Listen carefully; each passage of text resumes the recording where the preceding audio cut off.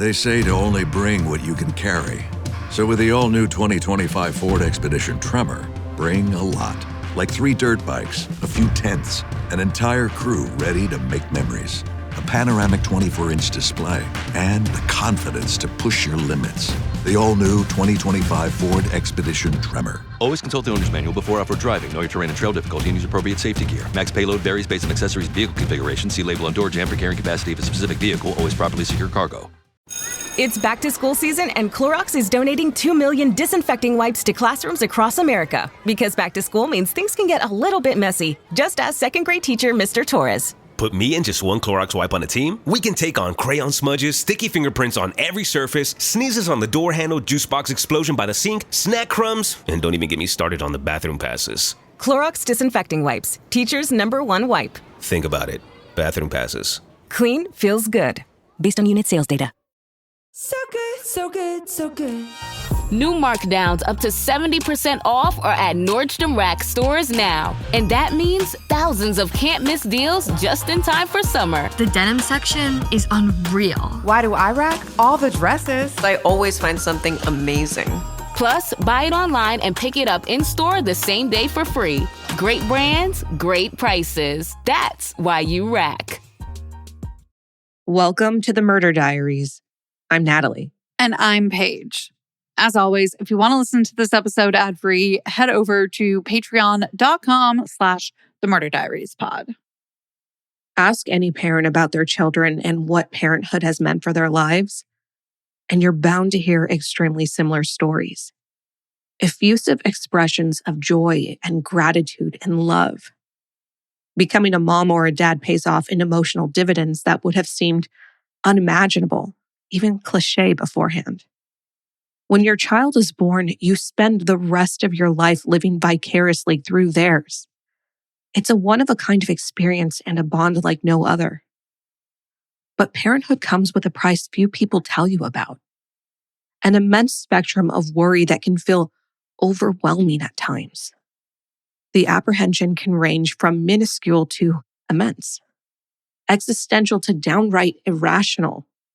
We worry about their health, their future, their academic performance, their social development, what music they listen to, what shows they watch, who they hang out with, what they're seeing on the internet, and on and on.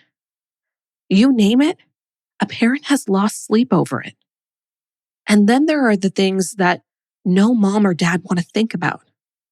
These nightmare scenarios we try to push out of our mind can be unfathomably dark. The predator living in plain sight, the car wreck call in the middle of the night, the school shooting we never see coming, or even a child gone missing, disappearing into the deep and dark void of an unsolved crime.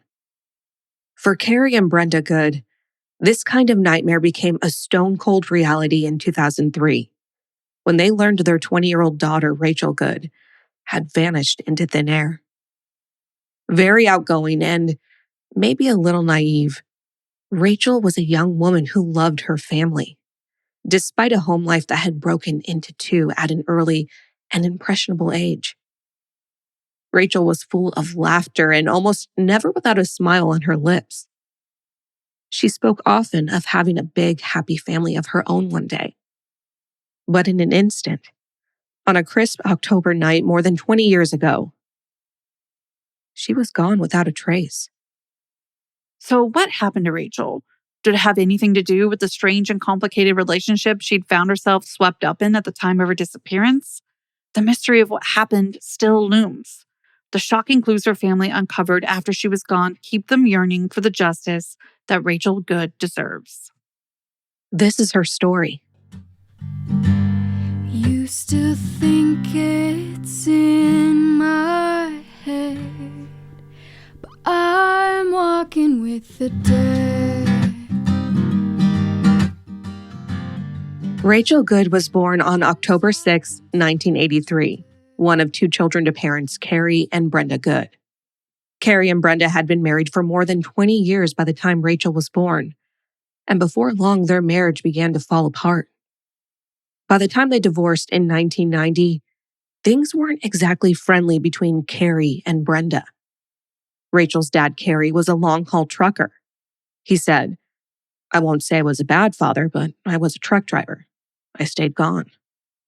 The way Carrie tells the story, things weren't easy for his children who lived with their mom after the divorce. Brenda Good remarried, and this transition was difficult for Rachel. Carrie said Rachel would call him out of despair on many nights.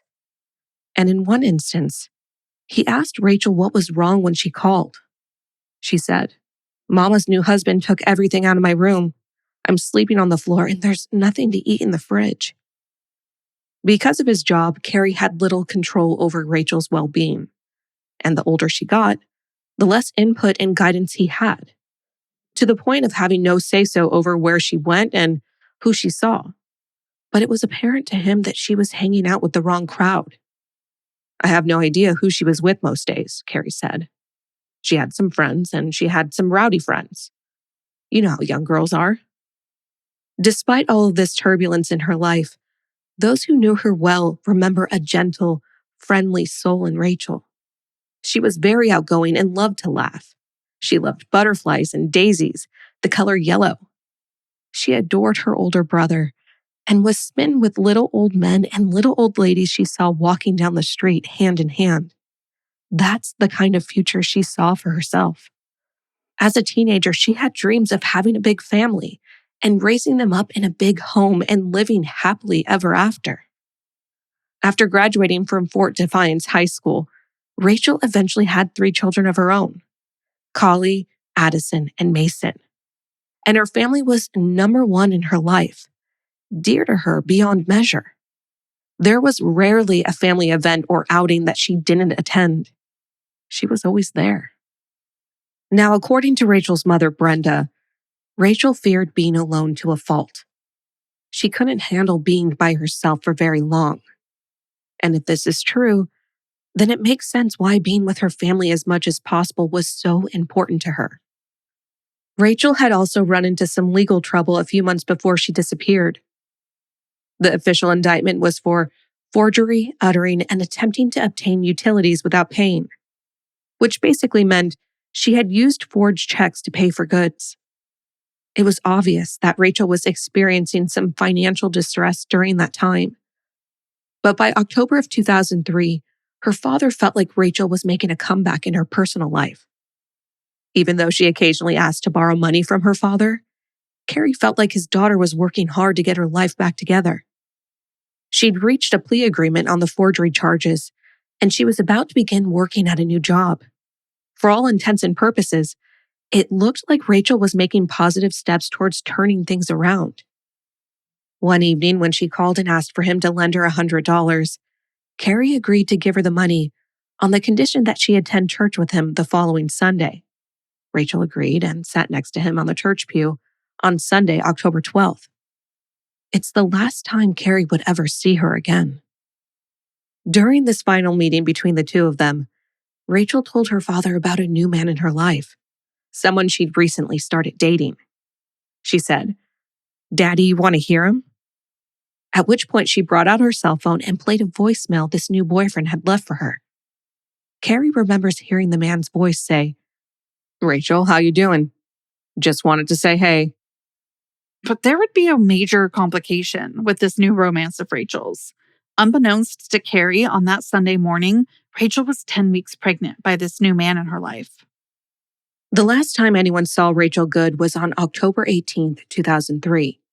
She was hanging out with friends in the parking lot of a local fire department. She had also been seen at a bowling alley in Harrisonburg, Virginia, later that night. But the last time her friends had eyes on her was in that fire station parking lot, when she got into her Dodge Neon shortly after 6 p.m. and drove away alone. What she did the rest of that evening, besides stopping by the bowling alley, is a mystery to this day. Did she drive home and have someone else pick her up and take her to the bowling alley? Maybe her new boyfriend? Or did she drive to the bowling alley on her own and then make her way home afterward? Nobody knows for sure. What we do know is that Rachel had a lot going on in her life. While she was just 20 years old, she was a single mom with 3 young children, ages 3, 2, and 8 months. So she had a lot of responsibility on her shoulders. It makes sense that she wouldn't want to stay out all night long.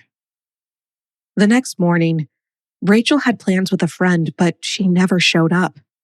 The friend reached out to Rachel's family to inform them of her suspicions that Rachel may be missing. And when the family went to Rachel's apartment in the 100 block of Virginia Avenue, they found her car along with her pocketbook and keys, but no Rachel. Her mother, Brenda, went to the Rockingham County Sheriff's Office to file a missing persons report.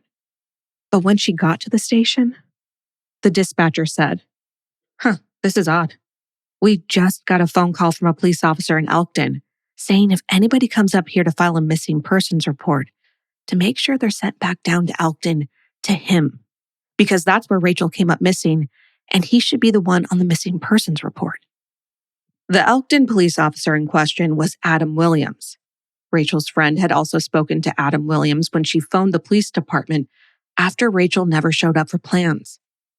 When she said she wanted to report her missing, Williams told her that only family members could report her missing, which we know is patently false. So Brenda and Rachel's grandmother, Lily, along with Rachel's infant child, went to Elkton, where she met with then Elkton Police Chief Richard Pullen, who helped her with the missing persons report and assigned a police officer to lead the investigation. I kid you not, it was none other than this same officer, Adam Williams, who was put in charge of her case. Brenda remembers that day very well. Chief Pullen takes and introduces me to Adam Williams, she said. And he says, this is the officer that will be filing the missing persons report. So then we sit down, and the whole time we're sitting there, Adam Williams gets the paper out and he's shaking. He's shaking. I mean, he's shaking all over. Brenda also said that Williams asked very few questions during the filing of the report. Later that afternoon, Brenda and other family returned to Rachel's apartment. Nothing seemed out of the ordinary when they arrived. It looked like Rachel had been in the middle of doing laundry. The dryer door was open, there were folded clothes stacked on top of the machine, and clothes still in the washer. And besides Rachel, the only other thing that they determined was missing was her cell phone. Whenever I'm shopping online and I see the purple Shop Pay button, I know I'm hitting it. And no, I'm not lying. Like, if that is available for a checkout option, I'm using it. What's great about that purple Shop Pay button is that it's a telltale sign that that store you're shopping at is powered by Shopify. And we all know by now that Shopify doesn't just make it easy to buy, it makes it incredibly easy to start a business too. No matter your experience, there's a reason that purple Shop Pay button is so beloved. Shopify is the commerce platform behind 10% of all e-commerce in the US, from household names like Mattel, Gymshark, Rare Beauty, to brands that are just getting started. Shopify gives you that leg up from day to day with hundreds of beautiful, ready-to-go templates to express your brand's style and forget about the code. Tackle all those important tasks in one place, from inventory to payments to analytics and so much more. Spread your brand's word with built-in marketing and email tools to find and keep new customers. And I don't want to forget to mention that the iconic purple Shop Pay button that's used by millions of businesses around the world, that's why Shopify has the best converting checkout on the planet. Your customers already love it. If you want to see less carts abandoned, it's time for you to head over to Shopify. Sign up for your $1 per month trial and start selling today at shopify.com/murderdiaries. Go to shopify.com/murderdiaries. Shopify.com/murderdiaries. When you're doing everything right, working out, eating clean, staying committed, but the scale just won't budge, it's frustrating and honestly exhausting.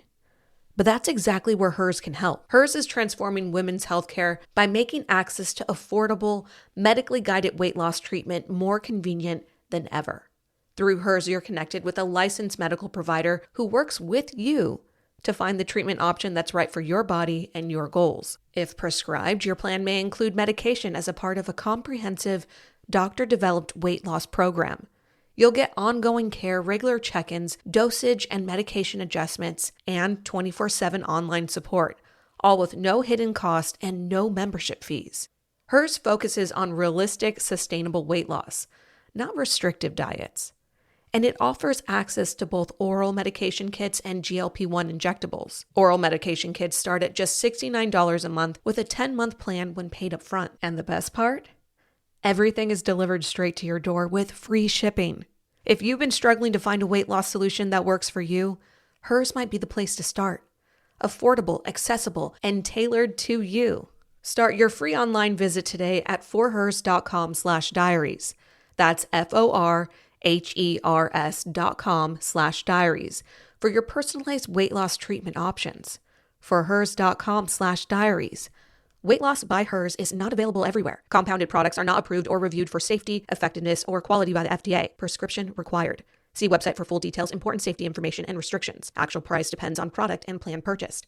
While you're out enjoying the beach, barbecues, and those lovely summer 3-day weekends, your wireless bill should be the last thing that you're worried about. And that's why you should consider making the switch to Mint Mobile. With plans starting at just $15 a month, Mint Mobile gives you premium wireless service on the nation's largest 5G network. The coverage and speed that you're used to, but with way less cost. So while your friends are sweating over their data overages and surprise charges, you'll be chillin', literally and financially. So say bye to overpriced wireless plans and jaw-dropping monthly bills and unexpected overages, because Mint Mobile is here to rescue you. All Mint Mobile plans come with high-speed data and unlimited talk and text. Again, delivered on the largest 5G network. Use your own phone with any Mint Mobile plan and bring your phone number along with you too. Ditch overpriced wireless and get 3 months of premium wireless service from Mint Mobile for $15 a month. Honestly, I'm considering making the switch to Mint Mobile myself after all I have learned recently since we started working with them,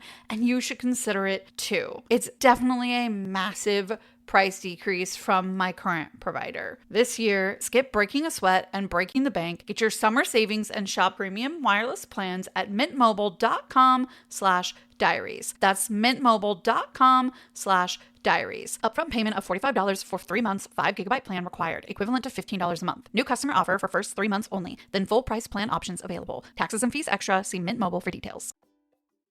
While at Rachel's apartment, Officer Williams pulls up in his police cruiser and knocks on Rachel's apartment door. He asked Brenda if he could enter the apartment and have a look around. Seeing as he's the investigating officer, Brenda obliges and lets Adam come inside. Upon entering Rachel's apartment, Williams went straight to the kitchen and, to quote Brenda, opens up a drawer, fumbles around in it, and that's it. He does a cursory look around Rachel's apartment and then goes out to Rachel's car and searches her glove compartment. This was the extent of Adam Williams' investigation that first day. A quick look around and that's all. The following week or so was a blur for Rachel's family. They waited around and hoped against hope that Rachel would show up, giving them all a good reason why she disappeared for a few days. Nobody would have held it against her, no matter what the reasons may have been. They just wanted Rachel back home, safe and sound.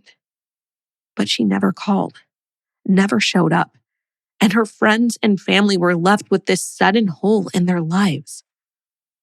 With no answers coming from anywhere or anyone, Rachel's family decided to have a closer look around Rachel's apartment for themselves. Maybe they could find some clues as to what happened to her. And what they found would turn the investigation upside down. While in Rachel's home, her grandmother Lily came across some letters, love letters, between Rachel and Adam Williams. The same officer who'd been assigned as lead investigator of her case, who'd been shaking as he filed her report. This bombshell shocked her family. Why had the officer who'd been assigned as lead investigator failed to mention this all too important piece of information when Rachel's family reported her missing? Furthermore, how could they not have known about this relationship? While Rachel did tell her father she was dating someone new, she'd been somewhat secretive about the details. It begs the question, why? Maybe it's because Adam Williams was also married, and Rachel was 10 weeks pregnant with Williams' child. It was only in the days after Rachel's disappearance that her family began to learn the extent of Rachel's involvement with Williams. It was more and more information that was coming out, Brenda said. And we were finding out that, she was pregnant and he wanted her to get an abortion, and she didn't. Williams was adamant about Rachel getting the abortion. He even gave her $1,400 for the procedure. But not only did Rachel not get the abortion, she spent the money on other things, and then threatened to reveal everything to Adam Williams' wife about the affair, about the baby, if he didn't stop badgering her about the abortion. Now, remember the sighting of Rachel at the bowling alley the night she disappeared? Those who saw her say she was with Adam Williams that night. Other friends said that they heard she had plans to go camping with Adam that very evening, somewhere west of Elkton in a national forest. It was because of these mounting conflicts of interest and bizarre clues that Brenda decided to go to the police and then Elkton Mayor Wayne Prince and tell them what she had learned about her daughter and the investigating officer. The only person that wanted to do anything down there, I feel, was Wayne Prince. He answered my questions, he called me back, and he stayed in touch, said Rachel's father, Carrie. Prince was naturally upset to hear about the mishandling of the investigation. He said he immediately confronted Chief Pullen, telling him that Adam Williams needed to be taken off the case. But as we know from other cases in true crime, the wheels of bureaucracy rarely turn in an efficient manner. And Rachel's mother, Brenda, had to go through a process to get Adam Williams off her daughter's case.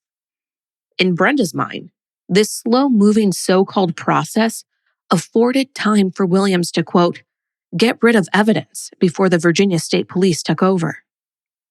10 days had passed since Rachel had gone missing before the Virginia State Police, or VSP, took control of the investigation. Adam Williams was put on paid administrative leave for 3 months, and the Elkton police executed a search warrant of his home shortly after that. Unfortunately, the contents of that search warrant are still sealed, so we don't know what, if any, evidence was found or removed from his home. Since Williams wasn't arrested after this search, clearly there wasn't anything crucial enough to implicate him in her disappearance. Over the next few weeks, Rachel's family took to the airwaves, on TV and at police press conferences, publicly pleading for her safe return. They begged the public to help in any way they could with her case. Her family also leaked an important piece of information to the public during this time. At some point, they came to learn, possibly from phone records, that before her disappearance, Adam and Rachel were calling each other almost daily. But after her disappearance, Adam Williams never dialed her number again. Why would someone who supposedly had nothing to do with her disappearance, someone who was emotionally and romantically linked to Rachel, not dial her phone number even one single time to see if she'd pick up? We have to ask, did he know for certain that she wouldn't answer his call? Within a month of Rachel's disappearance, Williams submitted his letter of resignation to the Elkton Police Department, got an attorney, pleaded the Fifth, and refused to cooperate in a lie detector test. No charges were ever filed against him, and he moved out of state shortly after his resignation. Rachel's father, Carrie, reached out to Williams during this time, asking him for a meeting at a McDonald's to talk about the case. Williams agreed, but he never showed up. The investigation into Rachel's disappearance began to stall at this point, and to make things more difficult for them were all the false tips and misleading information they were receiving. Brenda was beyond frustrated, saying, Danny Comer, the main investigator, told me that there were more lies in this case than any other case he ever worked on in this area. So they were having a hard time trying to separate the truth from the lies. One such false tip they received had Rachel buried in a hidden well in Lake Arrowhead. The police investigated that tip, and it turned out that the well had been covered up 2 or 3 years prior to Rachel's disappearance. It would cost the city $10,000 to $12,000 to dig it up. In the weeks and months that followed, police searched far and wide for Rachel, but the trail had gone cold. We've had so many leads, said Carrie, and then it all just goes and dies in a corner. Rachel's family didn't give up. They searched for answers on their own. I mean, I've rode every road in this county just doing something, Carrie Good said. Looking in ditches and the dumpsters, just hoping she was there. I mean, at least you could know where she was at, he said. I'll go somewhere and I'll sit and watch young women walk by. And I reckon people think I'm crazy. But I think, why can't my daughter be out here? Why can't she be laughing and joking? Rachel's case was stagnant for months. In fact, it never got any real traction until almost 1 year after her disappearance, in August of 2004, when police announced publicly that her missing persons case was now being investigated as a homicide. A month after that, police execute another search warrant for Adam Williams' home. This search warrant is also sealed. Just before the 1-year anniversary of Rachel's disappearance, a special grand jury was called to hear evidence that police had collected thus far. The prosecutor of the state of Virginia even told reporters that she felt an indictment was certain. Adam was called to testify before this grand jury. But like the search warrants executed at his home, the details from these proceedings were closed to the public. No indictment was ever handed down. Carrie Good had Rachel declared legally dead in 2010, in the hopes that this would open the door for a civil suit. He immediately filed complaints of wrongful death. There were several more court proceedings between 2011 and 2024, but nothing ever came of them. Originally, the town of Elkton, Virginia, the Elkton Police Department, and the Elkton Chief of Police at the time were named as defendants. However, currently, the wrongful death lawsuit only lists Adam Williams as the defendant, according to court records. The complaint alleges several factors. First, the defendant Williams was acting within the scope of his employment when he murdered Rachel. Secondly, it was alleged that Rachel had information that could threaten Williams and the Elkton Police Department. Carrie Good believes that Rachel was silenced due to these circumstances. The complaint also states that there are concerns with the way the case was handled by the Elkton Police Department. The fact that Adam Williams was involved in the investigation as a police officer in the first days of Rachel's disappearance was a huge conflict of interest. According to Virginia law, any money awarded to Rachel's family would likely go to Rachel's 3 children. I'm not seeking anything for myself, said Carrie. I'm seeking something for her children. Nothing for myself. I don't need anything. God's been good to me, so I'm doing well, but I'm sure her children would like some peace of mind. The initial suit sought $5 million, but updated suit records suggest that amount is substantially less now, down to $50,000. A civil trial was set for May of 2016, and to everyone's surprise, Adam Williams didn't show up for the court date. The attorney for Rachel's estate asked the judge to find Williams in contempt of court. But when Adam submitted a letter explaining why he wasn't there, the judge in the case issued a continuance. Adam's excuse was medical reasons. He'd been in a car accident, and he wasn't able to make the drive up to Virginia from Louisiana, where he was now living. Eventually, in September of 2016, the attorney for Rachel's estate decided to drop the case. Phone records from 2003, which would have been important for their case, had since been destroyed, which phone companies are apt to do after a significant passage of time. But this didn't mean that Rachel's family's legal team was finished. In April of 2017, another wrongful death suit against Adam Williams was served. By law, Williams had 21 days to respond to the suit, which meant he had until May 15th to respond. Williams filed his motion to dismiss on May 16th. And because he was a day late, the judge handed down a default judgment that found Adam liable since he didn't show up in time to defend himself. But Adam's attorney filed a motion to have the judge's default judgment set aside, and the court responded in favor of Adam Williams. These are the kind of issues that have plagued Rachel's family's legal complaint over the years. It's 1 step forward and 2 steps back. And to this day, Adam Williams' attorney Braxton Perrier continues to try to have the case thrown out of court. A candlelight memorial service was held for Rachel and her unborn child at Blue Ridge Church of Christ in Elkton in November of 2004, just more than a year after she disappeared. Pastor Todd Brown prayed that those missing Rachel would gain comfort from God. Family and friends read poetry and spoke about Rachel. "We wanted to wait at least a year," said Rachel's stepfather Mike Brown after the service. "Maybe it'll help the family with the healing." Rachel's case is still active today and classified as a homicide. Despite all the roadblocks through the years, Kerry Good still remains confident that justice will be served for his daughter in the long run. "If you found out Adam Williams done it and you electrocute him, it ain't going to bring my daughter back," Kerry said. "I just want the truth. The Bible says all knees will bend and all mouths will confess. They're going to get caught. It might take 30 years or 40 years or 25 years, whatever. It will come to pass." But Rachel's mother, Brenda Brown, thinks differently. She said that at this point, she doesn't believe her daughter will ever be found because of how the investigation started. She paraphrased a different verse of scripture than Kerry.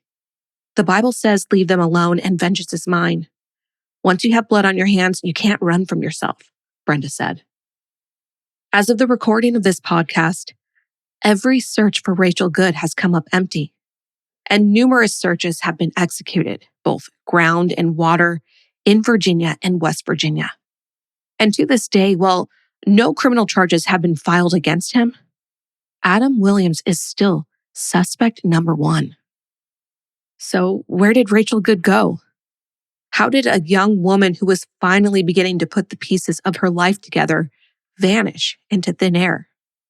All Rachel's family is left with are theories and speculation and the memories of their daughter, sister, mother, and friend.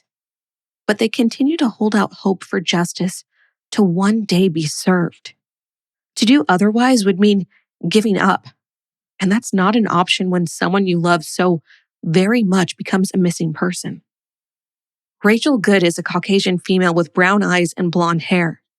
She stands 5'4" tall and was last known to weigh 180 pounds. She has scars on her navel and her back. If you have any information about the disappearance of Rachel Nicole Good, tips can be submitted anonymously to Special Agent Chris DePoy at 540-829-7400. You can also email bci.culpepper@vsp.virginia.gov. Make sure you follow us on all of our socials at The Murder Diaries Pod. And until then, stay safe. Bye. When you're doing everything right, working out, eating clean, staying committed, but the scale just won't budge, it's frustrating and honestly exhausting.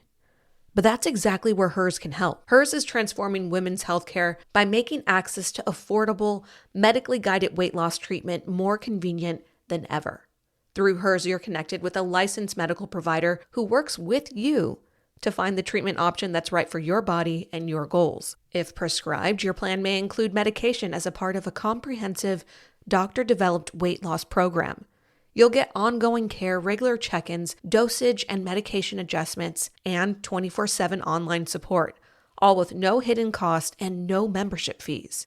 Hers focuses on realistic, sustainable weight loss, not restrictive diets. And it offers access to both oral medication kits and GLP-1 injectables. Oral medication kits start at just $69 a month with a 10-month plan when paid up front. And the best part? Everything is delivered straight to your door with free shipping. If you've been struggling to find a weight loss solution that works for you, Hers might be the place to start. Affordable, accessible, and tailored to you. Start your free online visit today at forhers.com/diaries. That's FORHERS.com/diaries for your personalized weight loss treatment options. Forhers.com/diaries. Weight loss by Hers is not available everywhere. Compounded products are not approved or reviewed for safety, effectiveness, or quality by the FDA. Prescription required. See website for full details, important safety information, and restrictions. Actual price depends on product and plan purchased. While you're out enjoying the beach, barbecues, and those lovely summer 3-day weekends, your wireless bill should be the last thing that you're worried about. And that's why you should consider making the switch to Mint Mobile. With plans starting at just $15 a month, Mint Mobile gives you premium wireless service on the nation's largest 5G network. The coverage and speed that you're used to, but with way less cost. So while your friends are sweating over their data overages and surprise charges, you'll be chillin', literally and financially. So say bye to overpriced wireless plans and jaw-dropping monthly bills and unexpected overages, because Mint Mobile is here to rescue you. All Mint Mobile plans come with high-speed data and unlimited talk and text. Again, delivered on the largest 5G network. Use your own phone with any Mint Mobile plan and bring your phone number along with you too. Ditch overpriced wireless and get 3 months of premium wireless service from Mint Mobile for $15 a month. Honestly, I'm considering making the switch to Mint Mobile myself after all I have learned recently since we started working with them, and you should consider it too. It's definitely a massive price decrease from my current provider. This year, skip breaking a sweat and breaking the bank. Get your summer savings and shop premium wireless plans at mintmobile.com/diaries. That's mintmobile.com/diaries. Upfront payment of $45 for 3 months, 5 gigabyte plan required, equivalent to $15 a month. New customer offer for first 3 months only. Then full price plan options available. Taxes and fees extra. See Mint Mobile for details.